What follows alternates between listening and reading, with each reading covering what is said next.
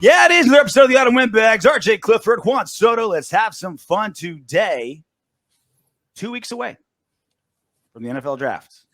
It should be the Raiders' day to shine. The table is set. The plate's there.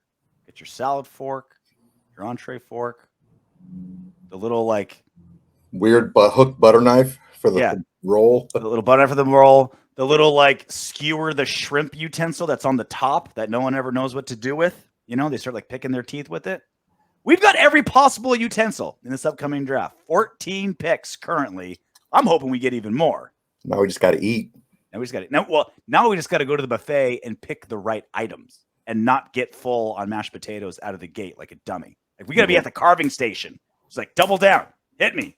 Give me that ribeye. Give me another. Give me. Go. Roast beef. Bam. Roast beef and salad. Just push all the roast beef down. Well, you got to do the cool down plate. That was my big move. Was the cool down plate. So you'll do instead of a buffet, you'll have the the prime rib, the shrimp. You'll mix in some you'll get a little a vegetable or a carb every now and then, but just a really nice one, with a little bit of cheese on there. Mm-hmm. And then plate 3, you go vegetable. You go cold salad because it gives your body a chance to kind of it's like a cold plunge. It kind of resets your system, Mm-hmm. It's like stretching. I think we talked about this on Thanksgiving. You gotta have that cold vegetable plate to kind of settle everything down and just reset. Bam, you're ready to go. I like it, man. Just get your arms up on your head. You just wiggle back and forth like Kobayashi. Just kind of get all that shit down. I would love nothing more than to see you at Thanksgiving actually doing that. I do. I did it at your house.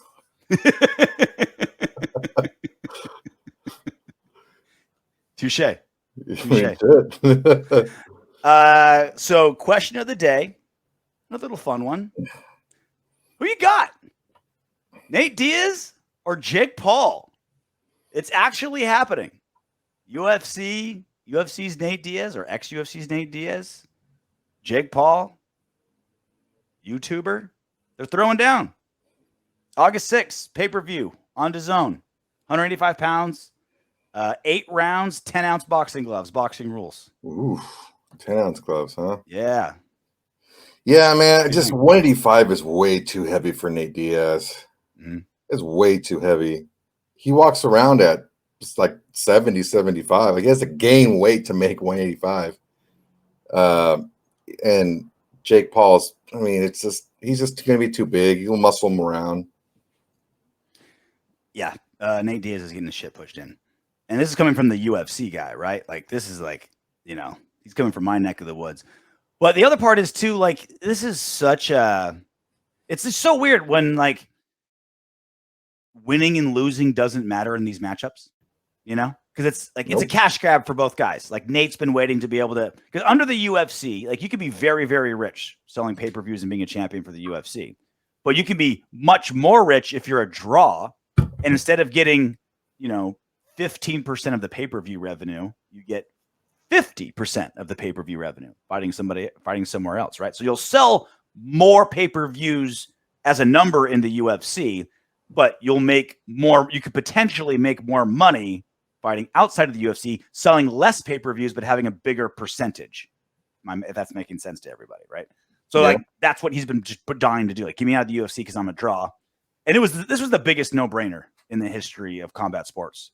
Once Nate Diaz left the UFC, it's clearly Nate Diaz is down for a circus match. Jake Paul's about the circus match. They're both big draws with very different audiences, right? Nate's kind of Stockton, kind of hood, every badass thinks they're Nate Diaz. And then Jake Paul's got all the 12 to 14-year-old YouTube fanatics that's got mom and dad's credit card to buy the pay-per-view, So it's two, monetarily, monetarily, it's just too perfect. Yeah, but the whole DAZN thing makes me wonder if it's going to make money because it wasn't on ESPN pay-per-view, not on Showtime. They went DAZN. Yeah, Jake Paul has his deal with DAZN, so yeah.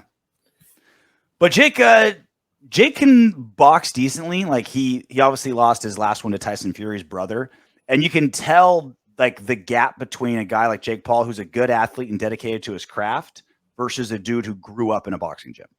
right? Mm-hmm. Like all the things about Fury that, you know, you don't like, oh, he's just like a celebrity dude. Like all he does is shave his chest and tan. He grew up in a boxing gym. Like he is familiar with boxing, right? And you saw the difference between, you know, an athlete that boxes versus a guy who's always been boxing. Nate's been boxing a long time, but he's been MMA striking. Mm-hmm. Like the finesse that got Jake Paul, Nate doesn't have. And also he's like pushing 40. Jake Paul only fights dudes that are over the hill and like 20 pounds lighter than him. You know, like that's the Seems only to be guys. the MO, yeah. Yeah, like if they happen to be the same size like Anderson Silva, they're pushing 50. You know, like there's no dude who's like his size in his prime and you know, not even if Fury was smaller than him, right? Yeah. Like Jake Paul's like cruiserweight style, man. Yeah, Like, he's a big dude. He's thick, dude. Thick. It's might be a short night for old Nate Diaz, but should be a giant event. Bring out the tent poles. The circus is coming to town. Who you got? Let us know in the comment section. Nate Diaz or Jake Paul? Question of the day. Very curious what you guys think. Especially because we're on YouTube. Like this is kind of Jake Paul's domain. You know, right. It's like we're going into Stockton and hyping up Jake Paul. You know, it's like us on YouTube. All we need to do now is get a show on the Disney Channel. Yeah, then we're there. Center issue. All right, you have a new game, Mr. Wonderful. Yeah, man. Likelihood and what if. So draft edition. We got 4 questions here. I'm gonna hit you with the question: what's the likelihood of boom? And then what if that happens? Then what do you expect to happen, or what would you want to have happen draft wise? You ready? Ready. Okay, number 1. What is the likelihood the Raiders stay put at number 7? 51%. Gotcha. I think slightly above 50-50 shot. I think, and we'll get to Anthony Richardson here in a little bit. They showed a lot of interest in him. This quarterback market outside of the top 2 is all over the place. Like all the like boom or bustiness of Anthony Richardson, that can mean a guy, you know, teams can get desperate. I like bustiness. Right? You love it. I love the boomy. You love the busty. And then like Hendon Hooker as well. Like he should be a second rounder, but it's just that's how quarterbacks are desired in the NFL, right? I think they would stay at 51 and just take a really, really good defensive player. That's what I think. But again, I'm 49% sure they'll do literally anything else other than that. Mm-hmm. Cool. What say you? I think it's a little bit higher. I think that they'll probably the likelihood of them staying at 7 is about 60%. Okay. Followed closely by trading back at about 35%, and there's that 5% chance to get a wild hair up their ass, and they trade up to number 3. But that's my next one. What's the likelihood that the Raiders trade up to number 3? 10%. Yeah, very low. 10%. Just so many holes. It's very again, I hate using the term, but it's very unpatriot way to do that, right? Mm-hmm. There's so many holes. Do you get like going up to number 3 is going to cost a ton. A ton. Just a ton, dude. What the Panthers had to give for 1, and you're going just like 2 spots below that. Like you're trading the future. I mean, you're giving up. So like you probably have to give up a player, like probably say goodbye to Hunter Renfrow, right? Like it's just so much. It's going to be a lot. For the randomness of these players, right? Like it's like there's even like the can't miss prospects. They miss all the time. You know, like where the last few, oh, you're not going to miss with this guy, Joe Burrow, Trevor Lawrence, like they've hit, right? But that's not always the case. Like how many guys that just completely torpedo. Look at Kyler Murray. Kyler Murray's showing flashes, but it hasn't been all that great. It just feels very un-Mick Ziegler to throw the world at was it Texans at 3, right? Throw the world at the Texans at 3. No, actually, no, it's Arizona at 3. Arizona, like throw the world at Arizona for the 3rd best quarterback in the draft. Yeah. You know what I mean? It would be. That's what it would be. The 3rd best quarterback in the draft. All right. What do you say? Like I said, 5%. It's very low. Ooh, I was generous with my 8. What did I say? 8 or 10?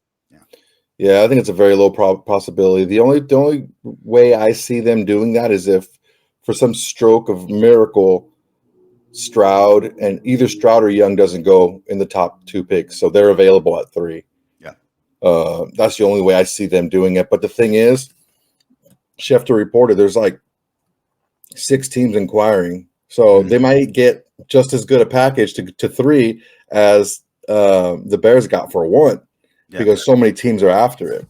All right, let's move it along. What's the likelihood that the Raiders trade back in round 1?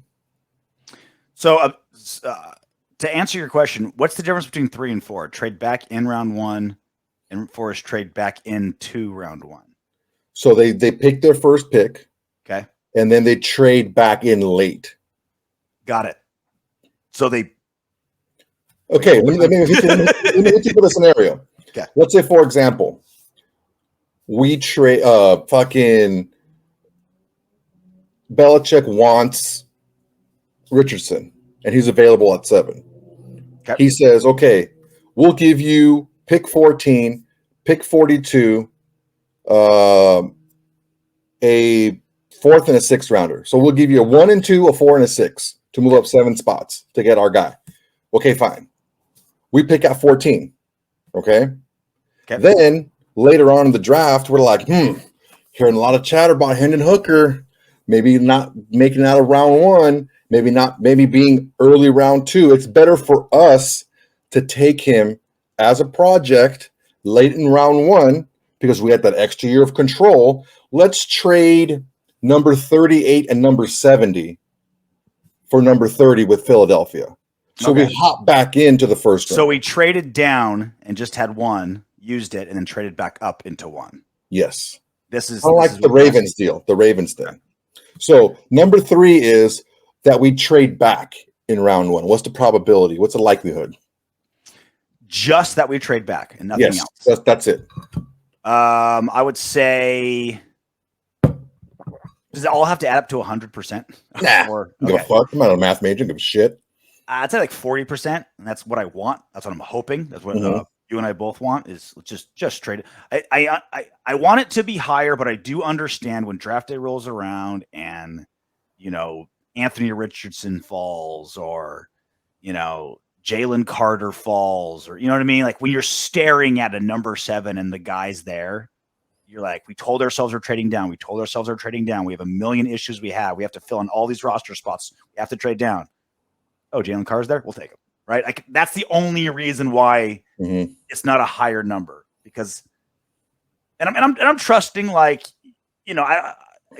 been fighting about it constantly. I don't think Ziegler deserves the benefit of the doubt, but he doesn't sound like a wild hair up his ass guy. Like he does seem generally disciplined, and so I'm gonna go 40% only because sometimes the allure is too much, but I do think they have the discipline to do what I think everyone is thinking. It's just like bodies. We need young bodies to fill this roster. Yeah. So I was pretty close to that. I said 35. So the 5 that you gave trading up that I didn't give, I gave exactly. So look, here's my thought process.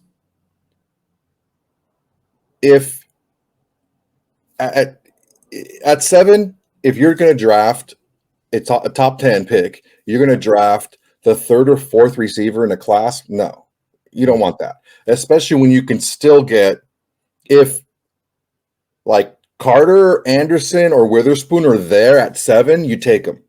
They're one of the top 3. They're going to change your defense. Take those guys. Okay. If let's say worst case scenario for us, there's still a quarterback available. That means we could take them, and probably Anderson, Carter, and Witherspoon are already gone. It's weird because it's worst case scenario for the exercise we're doing, where they're gonna get we feel like Ziegler's gonna get hot and bothered and pull the trigger. But maybe in real life, it's the best thing because now that 7 spot got super valuable because Richardson's available. Right? That's what I'm saying.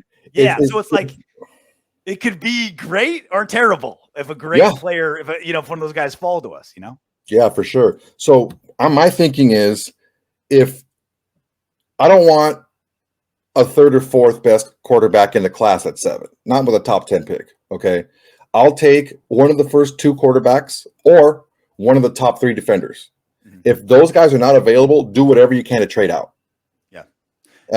Especially considering the quarterback that we're getting is a year or 2 away. It'll be a development guy, right? A Richardson, a Hooker. Like it's a dude where like even the highest dude. Even Levis has fucking made some really bad decisions in college. Even the highest people on those 3 quarterbacks, like they're a work in progress. They're gonna take some time. They're gonna take this isn't a plug and play Joe Burrow. Like this is a work in progress. You don't take that with top 10, man. You just don't. You don't do that. And the Raiders have 2 years with Garoppolo, right? Like that's kind of how the contract is done, right? Basically 2 years with Jimmy G string. And so you don't have like if it were a super rich quarterback class and you can get a plug and play guy at 7, let's say that the third or fourth guy is, all right, we can. No rookie's a guarantee, and every rookie's going to have a lot of problems. But you're like, all right, this is a guy that we think can start day 1. It'll be rough, but he'll get us there. Then maybe we're talking if we didn't have Jimmy G. But we've got our quarterback for now. Mm-hmm. We don't need to make that giant leap. And this isn't that type of quarterback class. This is a development quarterback class. So it's like all these, like, even philosophy-wise, it's on shaky ground. But our specific situation, this specific draft, it should be a no-brainer what to do here about that. For sure. Now, let's break this down a little bit because I really like talking about this because I want our listeners thrive in draft. Well, I want our listeners to understand, like you said, like the mythology, right? The logic behind things. So let me break it down this way. We were talking before we came on air that we have about $3.5 million in cap space, and we're going to need about $4.5 to $5 million to sign 12 rookies. Okay, so that's what they would make combined per year. Go look and see how much we're hoping it's more by trading down. Correct, but let's say it's just these 12 guys. So 12 rookies cost you about let's say for a nice round number, $5 million. Go see how much we're spending. We're paying one of these 1-year guys. Okay, those 1-year guys, if they're you let them walk and you grab another 1-year guy next year to fill a roster spot, right? If they ball out, guess what? They're going to want a lot of money, and you're not going to want to pay them, and they're going to leave. If you have those 12 players taking up 12 roster spots and they're contributing, what did we say? $5 million for 12 players. Okay. Like David Long or like Duke, like how much do we spend for these guys? Put it this way. For 1 year. Put it this way. Carl Nassib, this upcoming season, not last season, this upcoming season has a $5 million dead cap. Perfect. Perfect example. Imagine if that was 12 rookies. That, all right, probably, most of them aren't going to be superstars for us. But the thing is, but you've got potential contributors, special teamers. Maybe he can be some things. 12 players for at least 3 years, RJ. For 3 years. For 3 years. Well, I mean, per year, right? Because it's per year. Yeah, but the thing is, you have those. You have that core. Let's under say contract. Yeah, you have that core of, let's say, 9 to 10, maybe. Hopefully, if we're lucky, guys that are on your roster, right? That are contributing in one way or another for $5 million, right? Instead of paying dead cap hits or paying, these guys that we're getting off the scrap heap. Yeah. For $1 million, like what's a veteran minimum getting? What's a veteran getting to get $2 million a year? Like some slapdick that's maybe going to play, maybe not. So that's why it's so important, and that's why it's so bad, like a kind of a behind the 8 ball for us, and that's why I don't want to spend a ton of money on free agents, especially on defense, because we're going to move the needle to what? From absolutely god awful to just bad. Like one player is going to do like how much is one player going to move that needle? Because we don't have that much money to spend, and we need so many of those guys. And that's what also like, and you think like, okay, why doesn't every single team do the no-brainer that we're talking about? Trade down, trade away guys, get young dudes for super cheap. Again, why would you ever sign a Carl Nassib ever when their dead cap 2 seasons later is what it costs for your entire rookie class of a big rookie class, right? Why would you ever do that? Why doesn't every single team do what we're talking about? Because the allure of a rookie quarterback who's hitting is the golden graceland of football. A Joe Burrow, a Justin Herbert, an all-pro game changer making $3-4 million a year because they're still on their rookie deal is like it is. That's it. It is Graceland. Also, you have to take a look at this. Not every team out there is so devoid of talent and depth defensively as we are. Mm-hmm.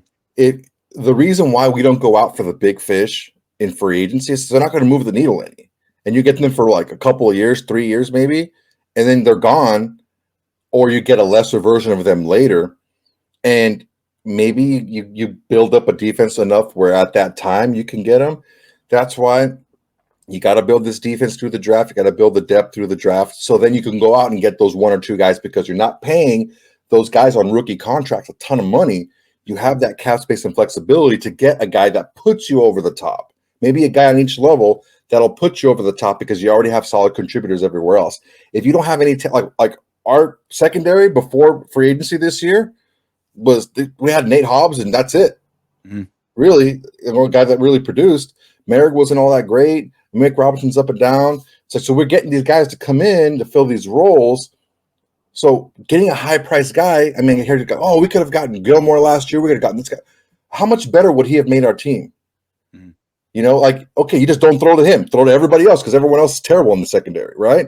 So it's like you have to have a solid team to make those big free agent splashes make a big difference. And so some of these teams, they can stay put and they can draft that player because that's really all they need to put them over the top. It's the new rookie deal thing with the CBA just like has so drastically changed football forever. Like just the way you construct your roster, They're never getting rid of it. Money. It's They're like never getting rid of it either. It's never, and I'm not gonna say it's altered it for good or bad. It's just drastically altered it. I think it's better. I think it's better because you don't have like the Jamarcus Russell holdouts. You're not giving Sam Bradford $70 million guaranteed before he takes a snap. You know, you're able to like. Sam Bradford is the 23rd highest paid player in NFL history. Bro, it's crazy. Isn't that nuts? He had like 1.5 good seasons, but he parlayed that into like again he was the Heisman Trophy winner, got the giant rookie deal. Played like one good season, parlayed that into a 4-year deal, and then just everyone's like, oh, I can fix him, like a girlfriend just going after like battered boyfriends. She's like, bam, bam, bam. He's like, that's great. Top 25 highest paid players ever. He's good for 1.5 seasons. Yeah, man, you got to be smart with these signings, dude. And I mean, like, look at it this way: it's a different sport, but Ken Griffey Jr. is still like what's like the 3rd highest paid player on the Reds. Mm-hmm. He still is this year. Yeah, it's nuts. Got to watch out for that shit, man. It's and again, it goes back to like I keep saying it, and it doesn't catch on. I feel like I'm the only one saying it because I'm also not talking to scouts and stuff, and I don't understand. Like, look, this is why there's giant personnel teams, scouts all over the place. You know, regional guys, college guys, free agent guys, like guys assessing talent, tape dudes, just giant armies of personnel because this is so important because what you do at number 7 and 12 and 48 and 92 changes franchises, right? It absolutely changes franchises. And so that's why there's just so much personnel going into this, you know, deciding who we're going to pick in the drafts. But I'm telling you, man, it's way, way more crapshoot than science. It really is. Like you show me one GM, you're like, yeah, this guy's way better than most guys. There's really not. There's terrible drafters, and then there's everyone else. There's not one GM where you're just like, oh yeah, this guy always gets it. Like guys get lucky, We talk about the Patriots all the time. Why do they hit all the time? Because they get a ton of picks. 13, 14, 15 picks, right? It's because compensatory drafts, they're great at that. They're always like good at trading their own guys away for draft picks. Like that's why they hit. Nobody had, like, I'm sure if you did like a hit percentage, like there's GMs that are batting, 580 and GMs that are batting 420, right? But it's minuscule. Like it's just a randomness, right? But no one's going to think that way, right? Like no one's going to like believe that it's a crapshoot. And so they spend all this money on personnel, all this money on scouting. They put so much work into it. And you're supposed to, right? There's some science to it, but it is such a crapshoot. And plus, would Patrick Mahomes be Patrick Mahomes if he wasn't in Kansas City, if he wasn't with Andy Reid, if he didn't have Travis Kelce, if he didn't have Tyreek Hill before, right? Like, would that have been the case? Would Tom Brady have been Tom Brady without Bill Belichick? That's the other part too. Even if you get like, oh, this is the best guy in the draft, is he in a place where he can flourish? You know what I mean? Like, let's say we drafted Devin White, right? Back then, right? Let's say we did. Would he still be Devin White on a defense as devoid of talent as ours? Because now he's, you know what I mean? Like, would he still? Look, talent is talent. Great player. Talent is talent, but I don't know that he'd be an all-pro. Would he have had the production that makes us? Because he could still have the talent, but then we'd be like, oh, he was a guy that had a good 40 time and like had the athleticism, but he just wasn't able to pan out in the NFL. Or was he just on a team that didn't let him flourish?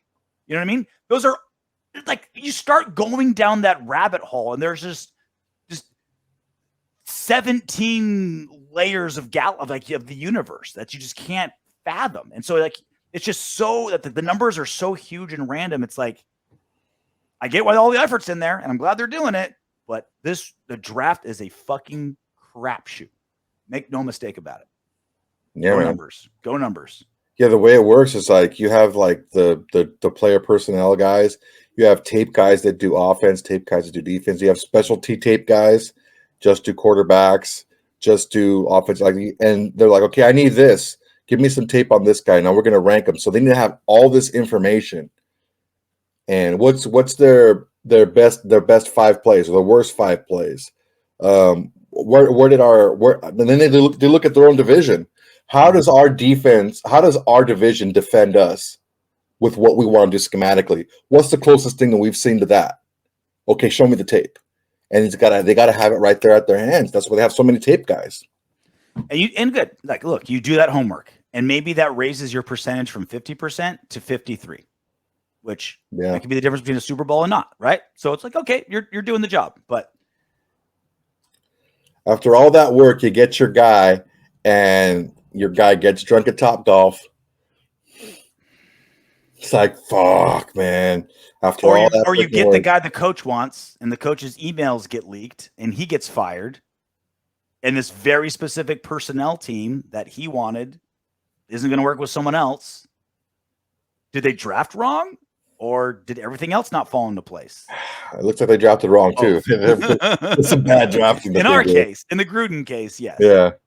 Okay, we got one more left. What's the likelihood that the Raiders trade back into the first round?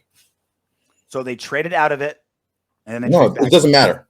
Doesn't matter. Any way they trade back. Look, either like in my scenario, less than 1%. I don't think I think it doesn't feel like Ziegler. A quarterback is really the only guy you do that to. And again, even if there was, hold on, timeout. I take that back. If Hendon Hooker's available at like 32, then 31. It kind of 31's the last pick. Because Miami doesn't have a pick. 31, last pick of the first round.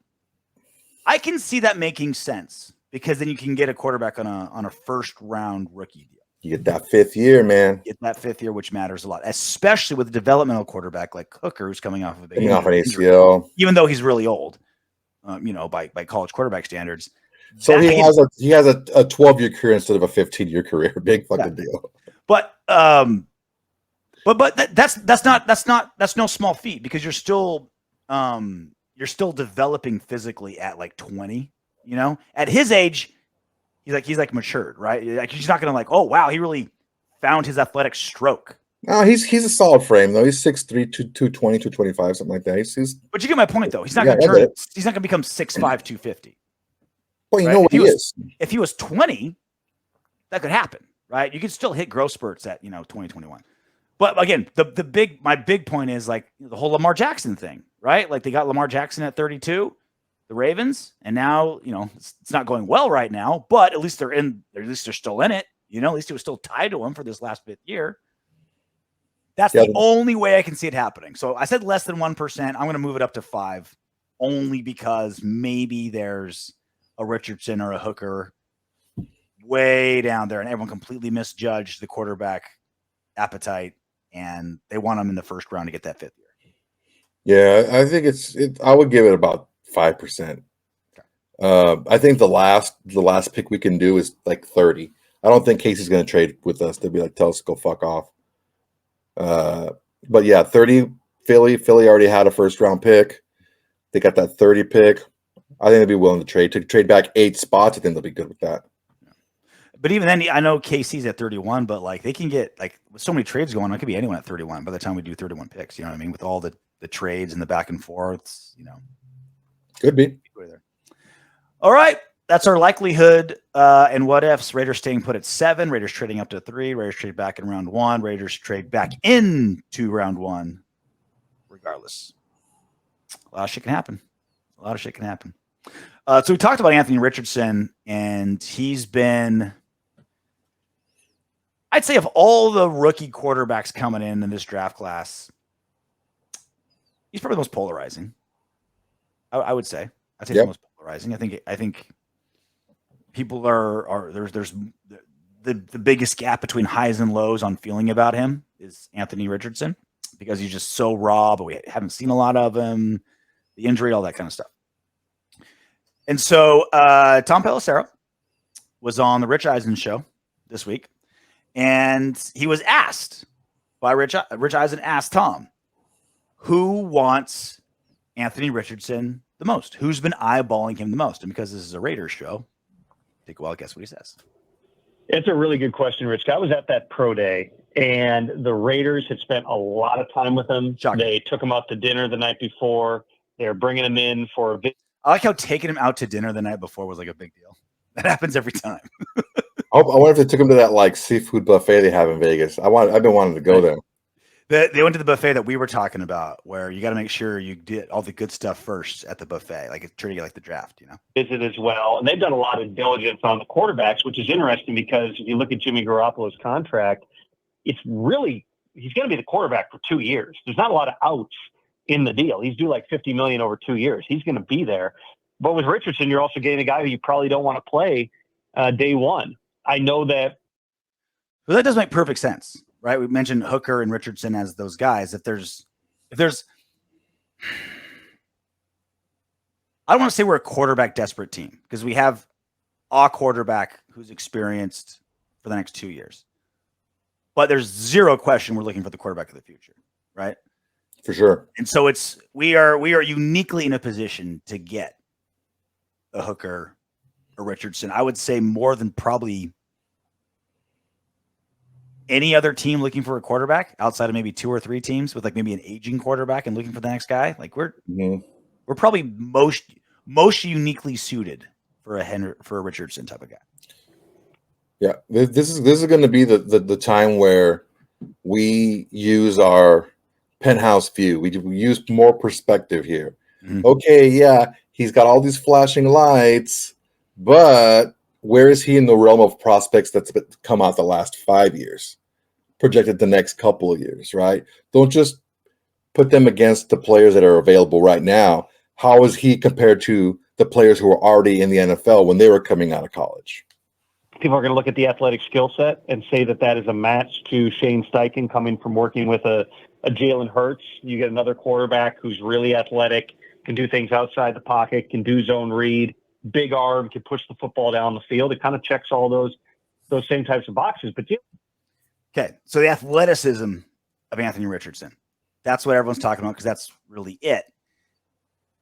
Those are also the most measurable, right? Like those are the ones where like, hey, let's do the combine. What's your 40 time? How far can you throw the football? We watched you scramble when you're playing for Florida. Like that's absolutely bonkers. The meetings and what have you, I feel like those, I can be almost anything on a blind date. You know what I mean? Race car driver. Dude, what was that? What was that Vegas commercial when he's on the phone and he's like every single girl he talks to, he tells me something different. I'm a cage fighter. I'm a big game hunter.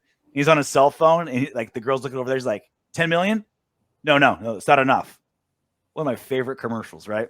Well, you know what one of my favorite ones was when you see the kind of like European, like Spanish looking dudes, and they're partying with the freaking like a trophy, and then they go back to their room and it was like a vase for like the flowers. Champion. Yeah. Dude, that was a great fucking commercial. Dude, those Vegas commercials are great. And that's exactly my point, especially in Vegas. I could be anything in a meeting with the GM and a coach, right? Oh, I love God, family, and football. In that order. Nothing else matters. I'm a simple man. I have simple pleasures. That's all I want. Like butter in my ass and a lollipop in my mouth. Like, oh, let me take a ribeye, a salad, and a mineral water. That's what I'm going to have at dinner. Tomahawk, bone in, please. Like, so when you start talking about the tangibles, like those are pretty measurable, right? And then you go into intangibles. Those are really almost impossible to measure, especially when a guy like Anthony Richardson has so much writing on it. He's having these things. So, look, I'm not saying it's pointless, but how much are you going to be swayed by meeting a player? And I guess we'll see how much that affects these guys when the draft rolls around. Jalen Hurts has played a lot of football at Alabama and Oklahoma. And Jalen Hurts' mindset is rare in terms of the seriousness with which he approaches the game. With Anthony Richardson, he got really 1 year of tape. And he didn't really, I talked to the head coach down there prior to the pro day, was saying, he was coming off an injury. He didn't even get a normal spring. He just kind of went out there and made things happen. I've seen, the comparisons to Cam. That's another big part too, right? We're talking a very, very small sample size, a tiny sample size and what Anthony Richardson's capable of, and also shrunk down by that injury. So it's like, all right, just go out there and be an athlete. But the real question is, and this is what I'm very curious what you think of, is like, does that hurt him or help him? Because you're like, all right, look at the production that he had this season. It wasn't amazing, but he did it off an injury with no preseason. But so you'd think, okay, that makes him seem better that he was able to do what he did with limited access. But on the flip side, it's like that tells us nothing about how he's able to handle a college offense. How are you able to grasp an NFL level offense, a Josh McDaniels NFL level offense, if you've never had to do it? Well, Josh McDaniels has been successful with young quarterbacks. He's won games with young quarterbacks because he's able to scale down his offense and tell and break the reads down, like chunk the reads out a little bit. Okay, maybe it's not going to be like college where you're only reading a third or half the field. Maybe you read 3/4 of the field, but your keys are really simple, really basic keys, right? Yeah. I think his athleticism is going to be a huge positive because something that we haven't had for a long time here at quarterback position is the off-schedule plays, where we've been able to be stopped in second halves. We've been able to not have good games throughout the game. We take dumps probably once a year. We take a huge dump in the game where we get wiped out. It's because usually it's a coach that understands either the player or the offense really well. So they're able to stifle that. When you have a player like Anthony Richardson, you can't game plan for that because he can make shit happen. Like, I'm not saying he's going to be or he's even close, but very Mahomes-esque, where you can do everything right and he can make a little wiggle and he has the arm talent and the ability to see things where he knows where to go with the ball and he can still hurt you even though you do everything right. I wonder how much that jives with Josh McDaniels because, like, we heard, his last year with Mac Jones, like, he was fining Mac Jones for scrambling. And when, like, he was telling Derek Carr, like, literally just do this. Like, here's the plays. Like, here's the run, here's the pass. That's it, right? I think a guy like Anthony Richardson would probably drive Josh McDaniels nuts. It's like, all right, here's the specific play. And he's just like, nope, I'm going to run it. Well, I don't know if that's specifically the case, but I think he's not going to tell him not to run. I think he'll say key 1, key 2, jet, right? Mm. But look at your keys first. So if he's not doing that first, I'm not saying it's going to be 2 keys, probably going to be 3. But if he's doing that first, I still think he'll allow him to run as long as his eyes are staying downfield, as long as he's staying in a throwing and attacking position with the ball. And I think that's going to be okay. I don't see him having a problem with that. Only know is because it's Anthony Richardson, they're going to be called the Florida Keys. Oh, Jesus.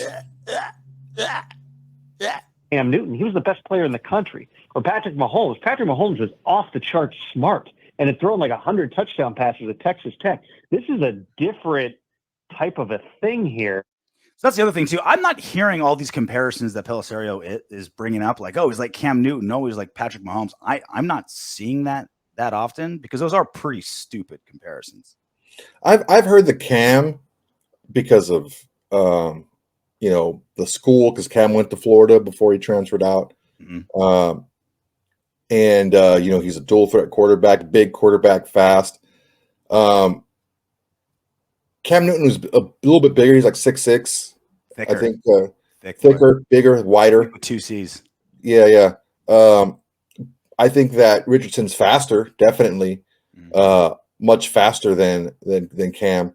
But it kind of shows you what you can get, because I mean Cam Newton was the most like the best player in the NFL, voted by the players. Mm-hmm. One year, MVP, went to the Super Bowl. So, do you learn? Do you learn from that? Do you learn by how he got hurt, by how he was used? Well, right? I think what Tom was saying is like Cam was already way better in college.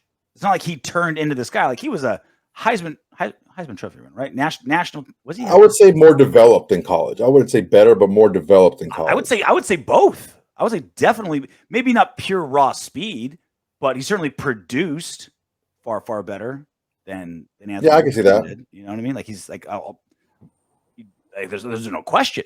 There's no question he was like the best player in college. Yeah, but you don't take a player like Richardson for what he's done and what he's doing now. You take him for what he can be.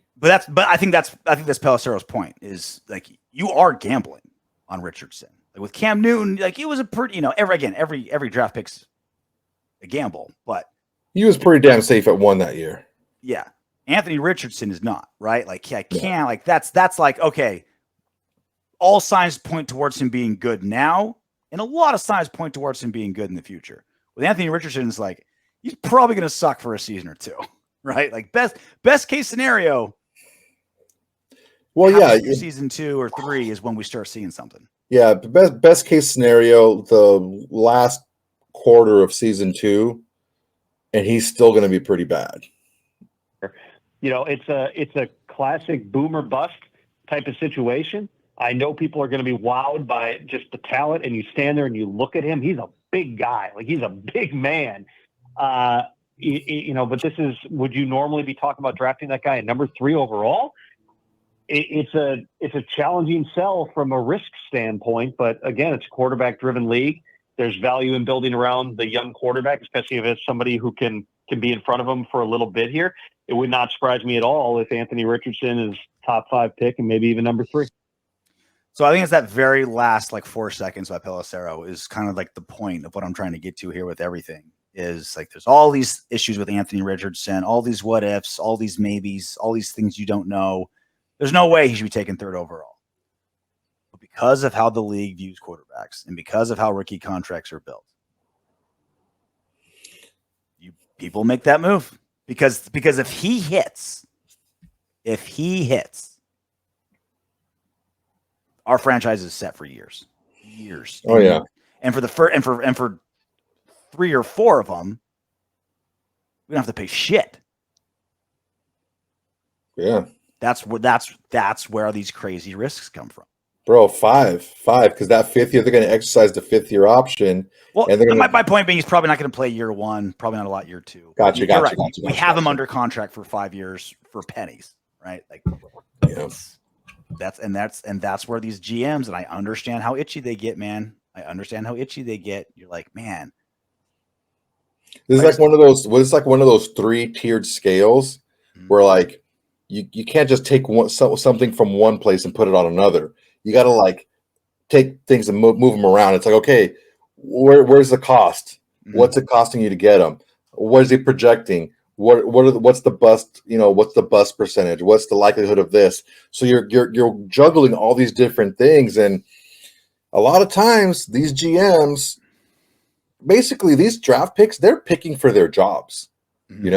So do I take a safer pick, a guy that I know maybe is not going to be the home run pick, but a steady guy, and I can still build to where then I get into a position to take a guy and have him hit in a year or two? I don't know, but you got to be in the game, right? That's the thing, is you got to be in the. You have to have a chip and a seat, right? Well, if you get fired, you don't have that. So if you swing and miss on Richardson, you're probably going to get fired, and you're not going to have that chip. So I can play it safer and stay at the table longer, and because then you never know what's going to happen. Get a good run of cards. So that's kind of the thing going behind it. I mean, a lot of the listeners and the fans out there are like, oh man, you got to get this from that. That's all well and good when it's not your job on the line. You know what I'm saying? And we've heard Ziegler talk about, I'm not going to sacrifice what is best for my job for what I think is right. So like that sounds encouraging, but again, it's easy to say when it's not your job on the line. It's harder to do when your job is on the line. Yeah, what's he going to say? It's like, well, I'm really worried about losing my job, so I'm going to play really safe. Right down the middle. Whatever Mark Davis tells me to do and nothing else, because I've been accustomed to a certain lifestyle with my new paycheck, and I do not want to lose it. Like, my wife will leave me. I'm not making X millions of dollars a year. Like, what's he going to say, right? Right. Well, let's talk about the first round that the Raiders did hit on. Josh Jacobs. He didn't pick up his 5th-year option. Franchise tagged him, paid him $10 million next year as of right this second. Unless he's extended, traded, whatever. We're on the hook for $10 million for a running back, albeit one fucking great running back with the Raiders tattoo, all Raider, leading rusher in the NFL last season. Hard-earned rusher last season, right? Not a lot of movement in the negotiation element with Josh Jacobs. Jacobs said that, look, I will accept being franchise tagged if you guys prove to me that this team's ready to win. I want that long-term extension. Otherwise, I want some guaranteed money. I want some stability. I want some years ahead of me, right? I kind of understand not seeing a lot of movement now with the draft coming up. I'm sure that, that Raider office is pretty busy with all those draft picks to go on, right? Mm-hmm. What does the silence tell you? Because the silence is deafening coming from the Jacobs and Raiders negotiation table. There's nothing going. You can hear a pin drop there. Well, the silence tells me exactly what you said. You know what? We've gone as far as this negotiation is going to take us right now. Mm-hmm. Let's table it.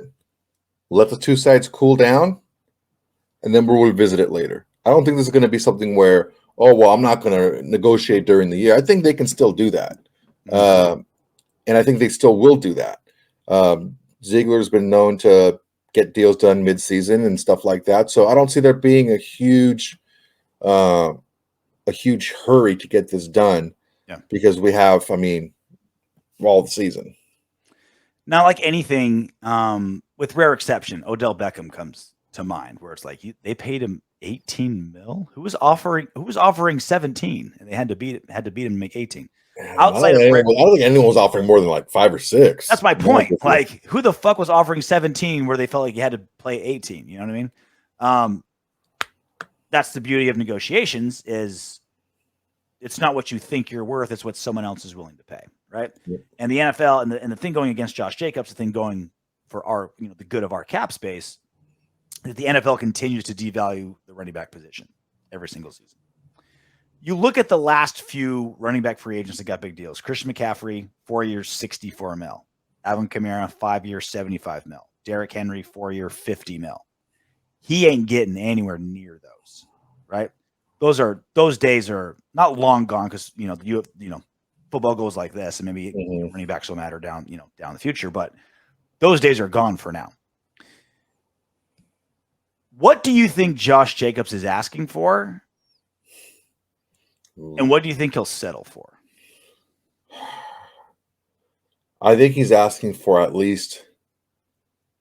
Do you think he's asking for those numbers? I think he's asking for 4 years. Okay. I think he's asking for 4 years. I think he's probably asking for in the 50 to 55 range. Like 30 guaranteed? Around there, yeah. Yeah. I think if I had to guess, if I had to put a guess on it, it should be right around there. I think he wants those 4 years. I think he really wants those 4. That I don't want to do. And it hurts. I know. That's where we're sticking. I don't think they want to do it either. I don't think Ziegler wants to do 4 years either. I think that you give him, instead of, okay, look, we can franchise you for 1 year for 10 mil, or we can give you 2 years for 24 with 15 guaranteed. Well, Tony brought up that exact number. Vinny Boxignori of the Las Vegas Review-Journal, and whenever he says something like, the Raiders might be interested in, or I think maybe the Raiders might do this, he's kind of like a mouthpiece for the Raiders organization. Like when he says something like that, it's coming from a good spot, right? I don't think it's coming from his imagination. I think that's him thinking, all right, let me put this out there and see if, Josh Jacobs camp, or Raider Nation get behind it. So from the Las Vegas Review-Journal, Vinny wrote, and while the Raiders might be interested in adding a guaranteed $6 million to the $10 million Jacobs is guaranteed for this year, but spreading it out over the next 2 years and would essentially amount to a 2-year, $60 million contract, would Jacobs be open to that? So exactly what you said, right? Instead of 15, 16, right? So more or less, instead of $10 million for 1 year, how about $8 million for back-to-back seasons in a 2-year contract? I fucking love this. This seems like something that Josh Jacobs would go for. It gives us another like kind of 2-year window with Josh Jacobs. Because again, did we discover last season the new Josh Jacobs that's going to be around for the next 5 years? Or is this just a blip and a super motivated Josh Jacobs that we're never going to see again? Right? Mm-hmm. He stayed healthy all season. He never did that before. He had breakaway speed. We never saw that before. 900 yards after contact. Never did that before. Started pass catching better. Never did it. He was progressing in that realm, so I think that's kind of fair. Yeah, he was getting better. He was getting better and better at that. But it wasn't like this is similar to other seasons he's had. This was rare. He had never done anything like this before. Yeah, I don't know about that, man. Because you're going backwards if you're Josh Jacobs. Usually, if you do a shorter deal, the per year goes up, doesn't go down. So if I was him, if they sold me that, look, fine. Here's what I'll do. I'll play under this shitty contract for 1 year, 10 mil, because I feel I'm worth more, right? Mm-hmm. And then next year you either tag me again for 14, or I sign somewhere else and get more guaranteed money. Like, why would I sign for 2 for 16 when I can get 10 for 1? Just for an extra year. For what? Kind of an injury guarantee. You know what I mean? Like they're insured up the ass. They're insured up the ass. I think they'll be all right. Yeah, but if he gets hurt again, let's say he gets hurt this season like he does every other season, and so he can't get $6 million out there for a year? I don't know. I think he probably would be able. I mean, that's the gamble he's going to have to make. I think it's a pretty solid bet though. Coming off of a rushing championship, 2 years, 16. I don't know, man. Normally, the per year, like I said, the per year goes up when you do a shorter deal, not down. So I don't see that being. I mean, maybe 16 guaranteed, 24 total. Well, again, like that. It's the math is still working technically, right? Because it is a longer deal than he has right this second, right? 1 year to 2 year. Mm-hmm. You know what I mean? So now it's $8 million a year. So it's not the 4 that he's looking for. That's what I'm basically. Not the 4 he's looking for. But if I'm Mayock on the other side of that negotiation table, that's what I would be saying. Is like, all right, now you're getting 2 years, you're getting $6 more million than you were going to have right this second with the contract you have, and the longer contract goes, the less you get per year. And then Josh in the back end would say like, yeah, but I'm looking for 4 years for 50. So you're hating me the other way. But dude, those days of like 4-year, 50 mil for running backs there's not here right now. I don't see it, man. And honestly, if I'm a running back, what I would do is I would do these short deals, man. Mm-hmm. I would do these short deals like the basketball players are doing it. They're doing those short deals, bounce around, get your money wherever you can. And if they don't want to give you long term, okay, give me big money for short, and I'm down with that. And this other guarantee it. And that's what motivates Josh Jacobs too a little bit, is like he was able to do this. Again, we keep bringing up like his yards after contact.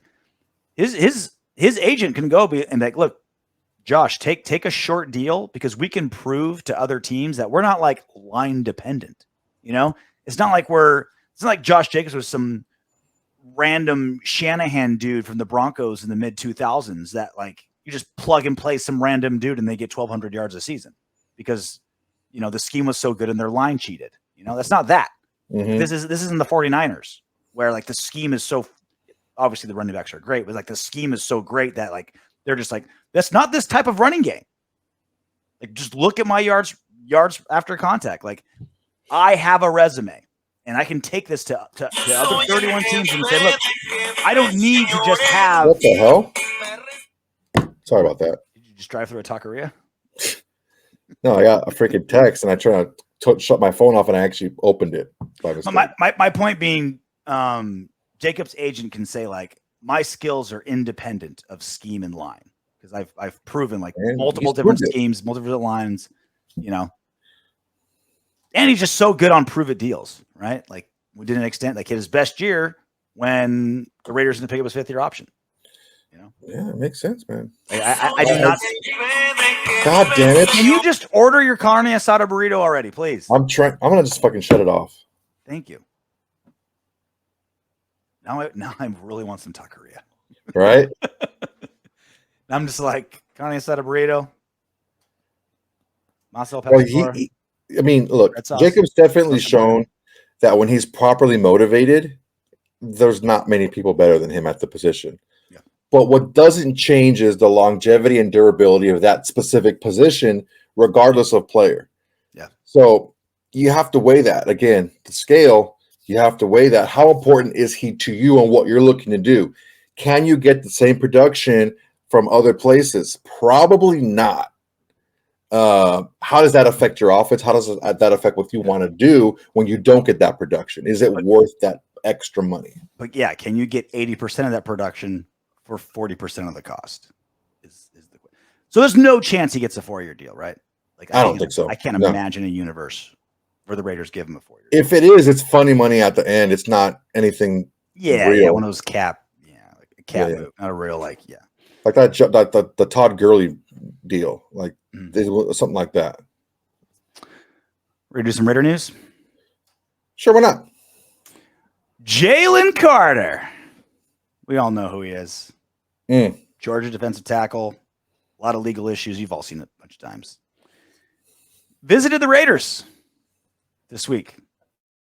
Now, I remember earlier when it was like a month or so ago when all this stuff was coming down about Jalen Carter, and you know we were in our text chain. You're like, would you guys take him at 7? I'm like, no, I still want to trade down, but I would take him at like 12. If we get the trade down, and we get him at 12. And there was a random draft that had him going at number 12, like literally the next day. I was like, okay, I know a million stars have to align for my dream scenario to happen, but literally the next day, it's like, oh yeah, I see Jalen Carter dropping to 12. Now I think that's more immediate reaction to the news. I think when things go down on draft day on that Thursday, GMs are going to be like, all right, I want a good guy. And problems outside of the gridiron become smaller. But the Raiders are a little bit of a unique situation considering what just happened with Ruggs 2 seasons ago. Is he worth the media headache to the Raiders? Yes. Okay. He's that good. Plus, it's a different regime. Mm-hmm. For all of the goods and bads, didn't seem like Gruden was, that big of a disciplinarian. Mm-hmm. I think he was more fluff than stuff. He'll like yell at you and stuff, but he's not really gonna, crack the whip from what I've read and what I've heard. Ruggs had issues driving, quite a bit. Arnett had issues with outside influences quite a bit, and really nothing was ever done about it. I don't see the current regime being like that. I think if you take Jalen Carter, okay, and that was my draft kind of process going in. If you can get one of the top 2 quarterbacks or one of the top 3 defenders, stay at 7. If those are not available, trade out, right? Mm-hmm. So Jalen Carter is there at 7. You take Jalen Carter, right? Bless you. You take Jalen Carter, okay? Have him start a foundation. Have him start walking and talking about joining, drunk driving things and like safe car. Like he can always do something, not just because of what happened, but because he's a good guy. And a lot of these players do start up their charities and stuff like that, nonprofits. So that could be what he's focused on. So he can turn that into a positive. And it's just always a way you can work it to where you can make a good out of something. But you have to get out ahead of it. Yeah, it's not. I'm with you in that. Yeah, it's a new regime, and functionally, it's completely different than what happened with Ruggs and Gruden. But perception-wise, in Las Vegas, it's still Raiders player driving issue, and that goes up to like a Mark Davis thing, right? It would be like a Mark Davis thing saying, "Okay, Davis, president, headache." Yeah, but if we get out in front of it, get everyone together. Okay, what is what we're gonna do? We're going to start this program. We're going to start this. We're going to do that. We're going to raise money for this awareness. We're going to raise money for this and that and all this other stuff. Okay, boom. Let's go ahead and get out in front of this and push this forward and push this new narrative of redemption, right? Well, how old was he, 20? Like, come on, man. Jalen Carter takes the Las Vegas chapter of the Boys and Girls Club to bumper cars. Just being like, hey, guys. God damn it. It can be fun. It doesn't have to be tragic. In other news, Devin White, the one that got away, according to Adam Schefter. This was yesterday. Bucks Pro Bowl linebacker Devin White has in fact requested a trade. Bucks do not want to trade him, but he wants to be traded as he's coming up on his 5th-year option. Now, this is the guy we could have got. Instead, we got Farrell. You think the Raiders make a move on him? I don't think so. Look, like I said before, our defense is not good. Okay, we're pretty bad. We're in the bottom 5th in the NFL, maybe even worse. Okay, 30th in DVOA. If you care. Okay, 30th. Okay, let's just say we're the number 30th. How much is one player going to change that? Especially if that player is not good in pass coverage. When you bring a linebacker in, he has to be able to cover these tight ends. And not just these tight ends. The tight end in Kansas City that will remain nameless. Exactly. So that's the problem. If we're going to spend big money or big assets on a linebacker, it's like, got to be more versatile. Like, you're going to have to do that. Yeah, man. And the thing is look, I still believe in Patrick Graham as a coach. But you have to get him players that can fit his system, that can fit what he wants to do. Is he good enough to coach players to do something different? Yeah, but if you change your scheme too much, why do you have him there if you're not running his shit? You know what I'm saying? So you kind of need to get players that are a little bit more versatile, can do a little bit more. And I don't think Devin White. He's a good player, man. He's a tackling machine. He's fast. He's good against the run. He sheds blocks. He freaking avoids blocks really well. But as far as covering, especially out in space, he's got some issues, man. And I don't know how much better a player like that makes our defense. You don't get a player like Devin White when you're the 30th ranked DVOA defense. You get a player like that when you're like 18, 19. And we were 29th, I'd say. Make him. No, if we were 26th. If we were 15 to 18, that would be he could put us top 10. A player like that, because you already have other players in other positions. But if you're that far back in the list, you need so much more. He's going to take, because plus he's going to want a Roquan Smith deal. He's going to want a big deal. It's basically a 1-year deal, right? It's that. Yeah. You know what I mean? He's going to want a fat ass deal. Yeah. So it's like, what are you getting for him? And how much is it going to be able to help your team the way it's constructed now? The way your defense is constructed now, how much is he going to move that needle for you? Unfortunately, not as much as we would like for the money. Ready for some what up windbags? Yes, sir. Neil Buckeye. How the fuck can the O-line be below average? We had the leading rusher in the league. They were just outside the top 10 overall, 9th fewest sacks allowed, middle of the pack in time allowed to throw. Very glad you asked that question. One, like we've talked about multiple times, Josh Jacobs had more yards after contact than any other running back. 900 yards. Those were his yards. That was all Josh Jacobs' yards. That wasn't scheme. That wasn't line. That wasn't line coach. That wasn't offensive coordinator. Those were Josh Jacob yards. A guy was unblocked, hit me. I got off that and got more yards. One. Yeah, so that's like what 60% of his yards were all his. Yeah. Look, we have issues on this offensive line, right? Now I think it was like 4. One guy didn't really play all that much, but we had for the guys that played, we had 3 players that were above a 70 pass rating, above a 70. We had 4 on the team, and only 2 other teams in the NFL had that last year.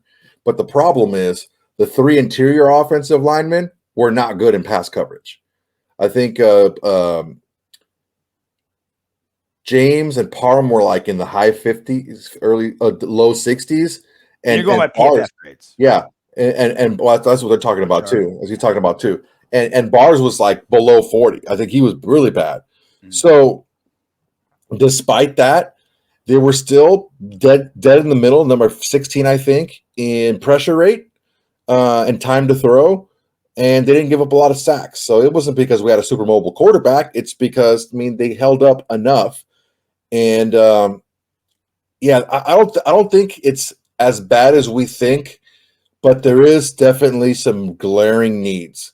I think if we get somebody to slide in to take that Bars spot, I think it'll be pretty good because Bars was definitely killing us. Well, a couple things. I noticed he didn't bring up penalties, which destroyed drives with this O-line. Very highly penalized offensive line. 1.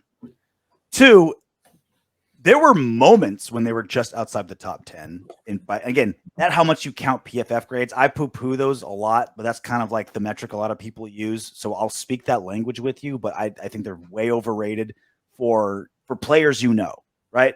I always use the example, like, hey, if we just sign some like random backup guard from Cleveland, I'll look up his PFF grade because I probably don't know shit about him. So if I want just like a snapshot and one number to kind of give me an idea of who he is, that's what I'm doing. Our players that we watch inside and out, I don't look at those because I've looked at them more than the PFF guy, right? 1. 2, they started off really, really bad and got better as the season went along, which is what we've been talking about constantly. Continuity. Have a bunch of young guys play together often, right?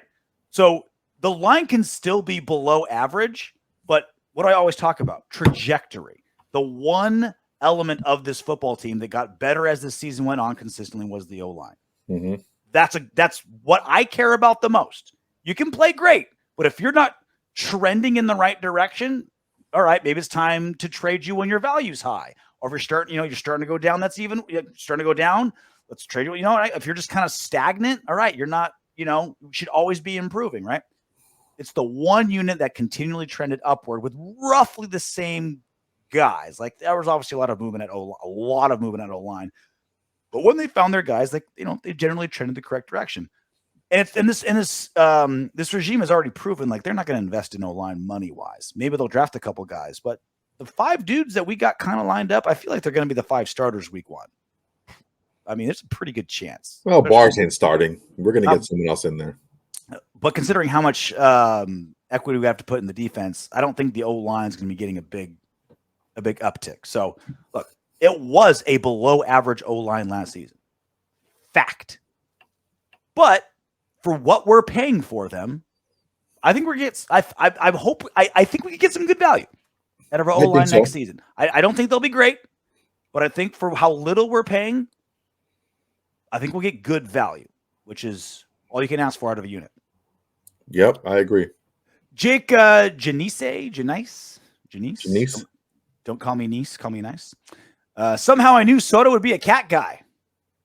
We touch on this every few months. Your cat's been running around all the entire show. Has he?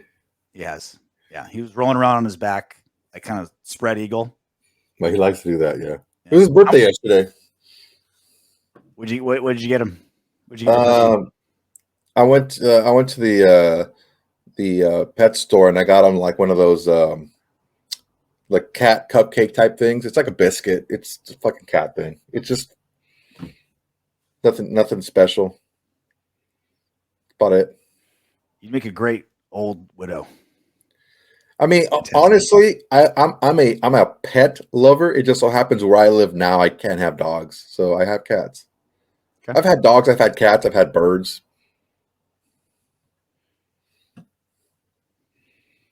That's about it. Lover of all animals. Yeah, Ventura over here. Yeah, right. Robert Davila. This is a good show. Soto and RJ, but I'm broke.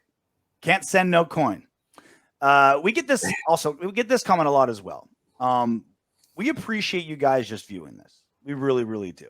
Like, I get so excited when I look at these numbers when people who listen, like, wow, this many people really care and want to like listen to what we have to say, be involved in the conversation when it's live, get involved in the comment section. That's awesome. And oftentimes we hear people say like, hey, I'm broke. That's why I'm on free YouTube, but how can I contribute? Just tell your friends, man. Like that means more to us. Like we love the super chats clearly. And we've said it before, every single dime this show has gotten, we haven't put into our pockets. It's been right back into the show. Better graphics, better gear. We're going to have a studio built this year at some point. Depends on like my living situation, but we're going to get a studio built and really crank up this show. And every dime we're getting is going back into the show. So one, we appreciate when you can help us out with money. But even if you can't, just tell your friends, man. That means so much to us. Just shoot out a tweet, Facebook post, yell at your neighbor, Autumn Windbags, whatever, man. Mm-hmm. Like that means so much. Like what I do is like whenever I see somebody with Raider gear on, I just start talking to them. Hey man, nice hat. Thanks. And then my go-to is, are you a real Raider fan? And they'll be like, fuck yeah, I'm a Raider fan. Cool, man. Hey, so I actually, host a podcast. Check it out. I'll pull it up on my phone. I mean, if you tell one person a month, that really helps us out a lot, man. We're not looking to get. I have jobs outside of this. RJ has jobs outside of this. We do this because we love it and we like bringing content. We know how much we like to consume content about things that interest us. We want to make good content for you guys. And we feel like there was a need for a show like this in this space. Like there are some great tape guys, which we love. There's great news guys, which we love. There's, great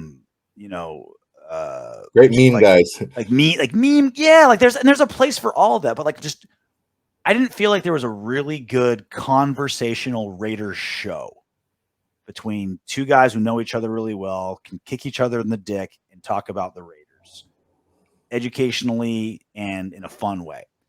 And that's what we try to give. And that's not for everybody.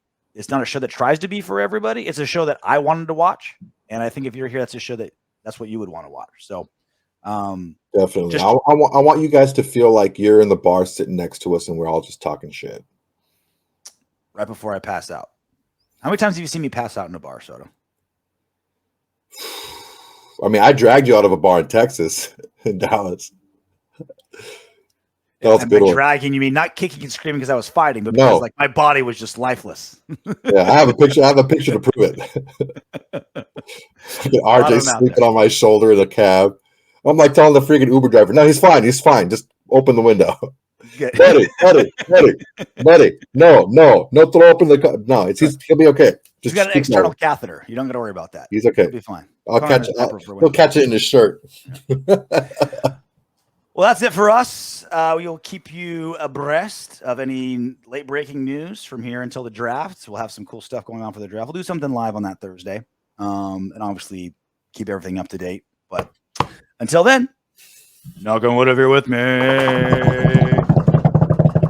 Hey, you made it to the end of our video. Great job. I know you want more. Go ahead and click the next video and don't forget to subscribe.